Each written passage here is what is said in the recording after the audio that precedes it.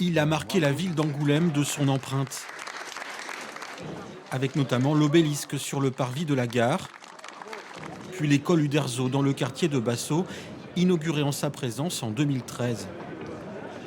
Francis Groult, Et Albert Uderzo. l'un des fondateurs du Festival international de la bande dessinée, connaît dans le moindre détail le parcours artistique du père d'Astérix. Un parcours qui a commencé auprès d'un dessinateur lorsqu'il était jeune et sans revenu. On lui a proposé de servir de grouillot, comme on dit, entre le dessinateur Calvo et l'imprimerie.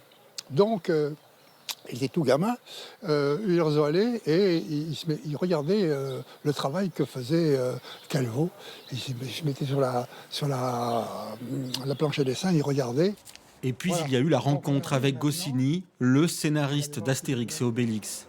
Des personnages qui ont vu le jour dans les premières éditions du journal Pilote que les deux artistes ont créé à la fin des années 50. Il y avait tout d'abord Astérix, voilà, qui était effectivement. Il y avait également les Tanguy et la Verdure, dessinés par Uderzo aussi. Voilà. Quel était son style à Uderzo? Il avait les deux. Il avait à la fois le truc humoristique, hein, comme on l'a là, comme on l'a dans Astérix. Et puis, il y a, quand il fait du réalisme, il était capable, je vous dis, de faire Michel Tanguy. Vous voyez que là, c'est... Hein. Monsieur Uderzo, il applaudit très fort. Albert Uderzo avait obtenu en 99 le prix du millénaire au FIBD d'Angoulême.